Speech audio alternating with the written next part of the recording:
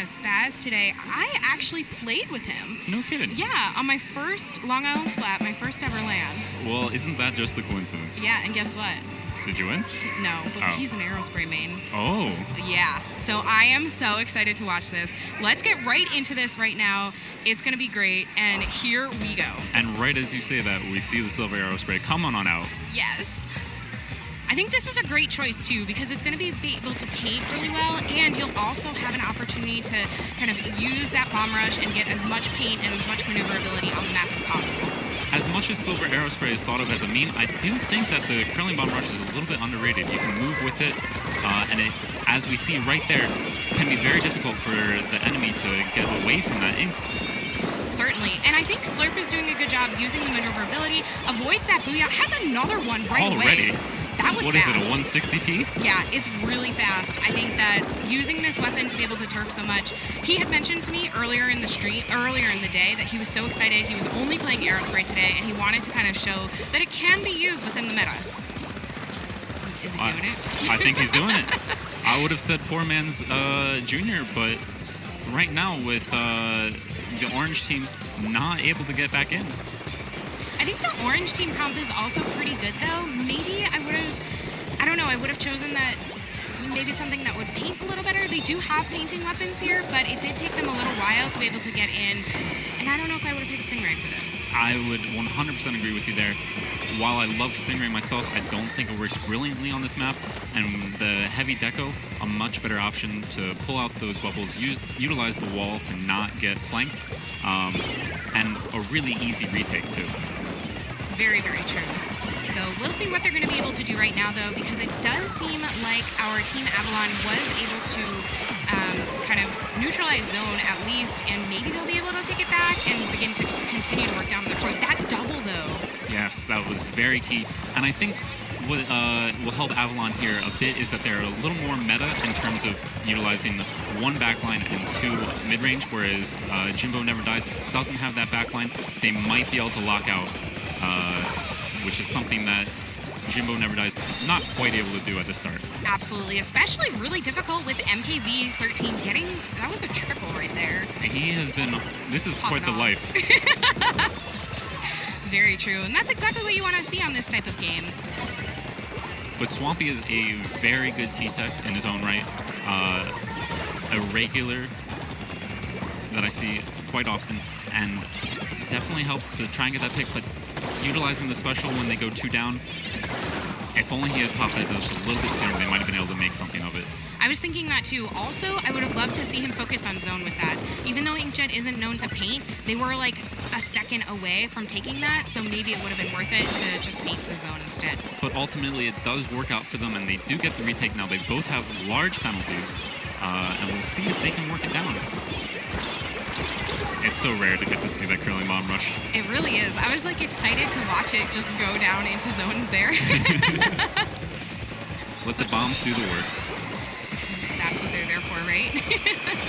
I think the rain also helped a little bit, but not quite because it was over top of the bridge, so it's not going to paint as much. It's a weird map for rain, for sure.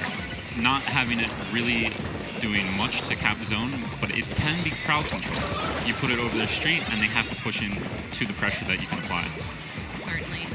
I mean, 4-down situation on the side of Jimbo Never Dies, that's going to be really tough for them to be able to kind of take this back right now. The penalty, they've got it down to 40, but it's still quite a lot. I found that splat zone matches where you work it, where your first push works it down very far and you have large penalties, it can actually favor the losing team quite a bit, especially with the updates to the last ditch effort that we've seen. So much easier to paint and just pressure and pepper with bombs. Those bombs are going to do a lot of work too. That said, I don't know if anyone is using last ditch effort right now. Not quite sure either, but we'll definitely figure out if they're going to be able to do this. Less than a minute left. The suction bomb rush is going to help paint the zone, and they are able to cap it, but they have a huge penalty to work through, and then they have to get through at 20 points. And Apple Boom still has the ray. Doesn't need to use it at all at the moment. Just has to survive the curling bomb rush, hold that zone, and probably move back to a slightly safer position to lock out Jimbo Never Dies. And I think that's what we're about to see right here. I think so. Oh, coming up above that bridge, though, Jimbo Never Dies able to take the zone, so that's going to be really helpful. And they put a huge penalty on Avylon.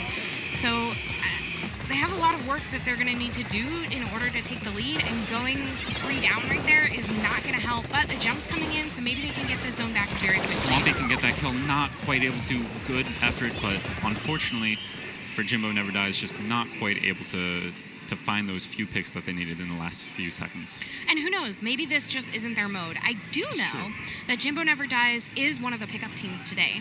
So because we had an odd number of registrants, the TOs today were able to do a great job matching players to make sure that everybody had like a decent amount of range on their teams. Yes, and I think what we've seen, what I've noticed at least so far, is that there is quite a few unknowns in the community who have shown up, which is always lovely to see. Yeah. Just to have so many people, new or old, coming to a LAN event, if it's their first one, is always so exciting.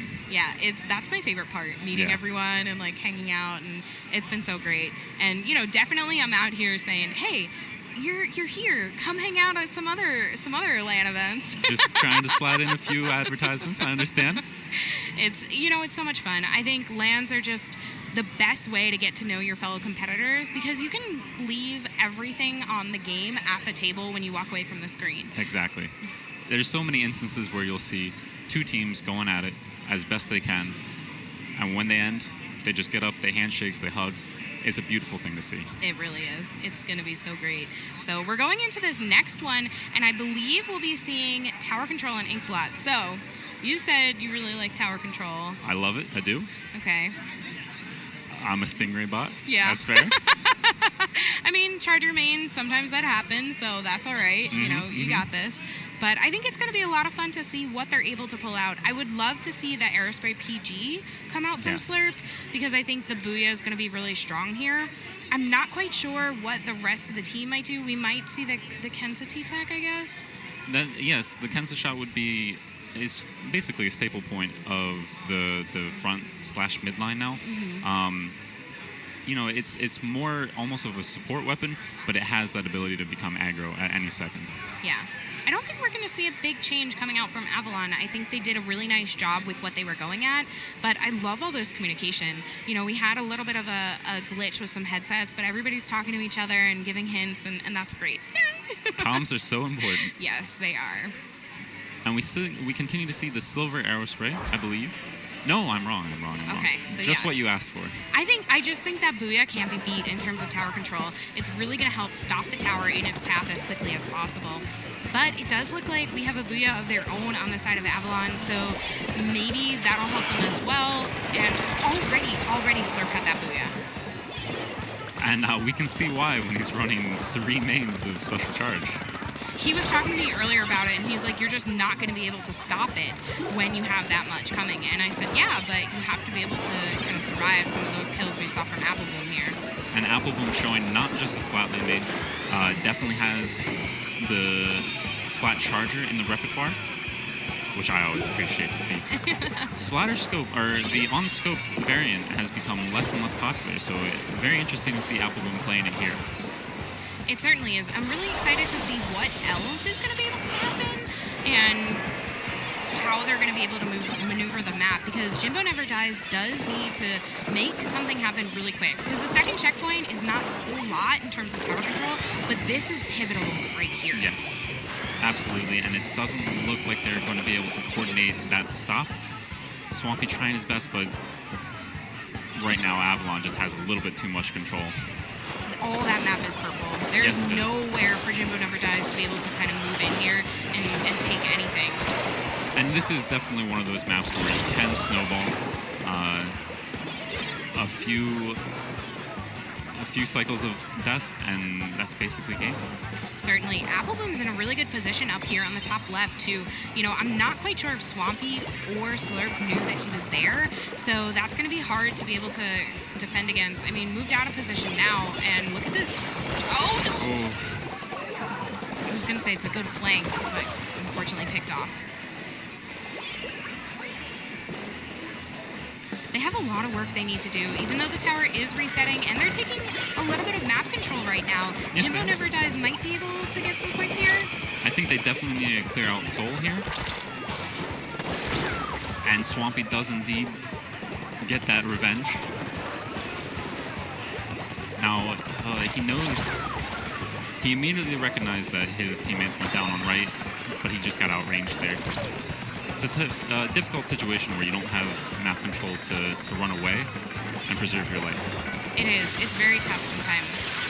I think this Blob Blobber also is something we haven't quite seen enough today. Oh my gosh, that was so nice. It's one of my biggest fears is that my teammate will put a splat or a Booyah Bomb somewhere, and the opposing team will put a Booyah Bomb right on top of it. I think I'm clear to move through. I am not. It's really hard sometimes to get around that too. Obviously, we know. So this looks like this is the opportunity Jimbo Never Dies is waiting for. Slurp has another Booyah at the ready. Decides to pop it right on the tower. Maybe I would have pushed it a little bit ahead because there was no one kind of coming to flank around. I think that's just a lack of recognition to understand that the enemy is not jumping right on tower trying to stop at this point. They're willing to give up that checkpoint, but you need to put pressure up on that plat. They have a whole nother checkpoint they need to be able to break through, and no one is near tower right now. So I think that's what Avylon was working on to make sure that it's okay. We can let the first one go to them. Yes, and Punctual was making a good flank. I'm not sure that they ended up getting any kills out of it, but they did draw the attention away from trying to continue the push. Oh no, Sarah Love, and getting that double on Slurp. Soul doing a really good job to make sure that they just get as many picks as possible and keep Jimbo Never Dies down. I think this is the aggression coming out. Maybe they were playing it a little safer earlier, and now they're kind of pushing up and ready to make sure they don't get a second checkpoint. But Jimbo Never Dies still has a whole minute left to work with, and if they can get... Ooh. Oh no! Saved by their So own close. Booyah. Oh, that was rough. I think that's my biggest fear, actually. Not even the Booyah coming right after my teammate, but those like next to each other where you can't quite swim out of. Playing chicken with each other, Yeah. seeing who will lose their nerve first and chuck down the Booyah Bomb. The tower is just going back and forth. This is the do or die moment right now. Jimbo Never Dies needs to just stay alive. They are able to get 2 down on the side of Avylon, but they also go 3 down, so this is going to be really tough for them. And they really need to clear Apple Boom out of there, otherwise Avalon's just going to continue to jump back in and assert more pressure. I think they're focusing a little bit on the wrong thing here, though. 3 of them had to go after that one player. And it was very interesting to see Slurp actually end up with that kill. I think getting about 5 or 6 hits of fall off, too. I think so. And Slurp almost a little short of that other Booyah that they need really, really close right now. Gets another pick. Good Okay, kill. this is good. We're in overtime, too, and they're 2 down. Ooh. They still have it here. They still have control. Apple Boom not close to Stingray, but getting picks. Sarah Love needs to stay alive. I think if they can get this checkpoint, they're in a really, really good position. Sarah Love on the tower Getting at best base. one. No, unfortunately, not going to be able to do that. And the jump came in right after, too. It was a valiant effort, but Avylon doing the smart thing, not trying to pad the KD, just getting on tower, guaranteeing that win. Very true. So I'm excited to see what we're going to have coming up next year, because this looks like this was Avalon's 2 wins, I believe. Okay. We are having like a little bit of tech issues, so if stream hears anything strange, bear with us. Yes, please. We hear it too, don't you worry.